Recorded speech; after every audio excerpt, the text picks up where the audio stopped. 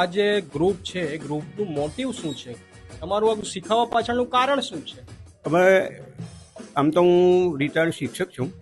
નગર પ્રાથમિક શિક્ષણ સમિતિમાં પ્રિન્સિપાલ તરીકે મેં 40 વર્ષ નોકરી કર્યા બાદ રિટાયર થયા પછી અમે બધા સિનિયર સિટીઝનો ભેગા થતા અને ગાર્ડનમાં કે આમ તેમ જ્યાં મળતા ત્યાં ગાતા. અને પછી અમે એવો વિચાર કર્યો બધા દોસ્તારો ભેગા થઈને કે આપણે એક ગ્રુપ બનાવીએ અને કશે બી જગ્યા હોય ત્યાં ગાઈએ. અને અમે પછી આ મારું ઘર હતું. મને નાનપણથી સંગીતનો શોખ છે. આમ તો પહેલાં હું ભજનના કાર્યક્રમો કરતા. છેલ્લા 40 વર્ષથી હું સિંગિંગ કરું છું. અને પછી અમે આ ક્લાસ ચાલુ કર્યા.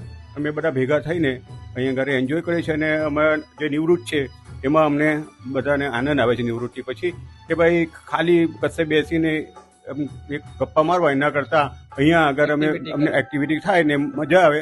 અને બીજા જે નવા સ્ટુડન્ટો છે, જે છોકરાઓ છે, યંગ છે, એ લોકોને આગળ જવાનો ચાન્સ મળે અને પ્લેટફોર્મ મળે.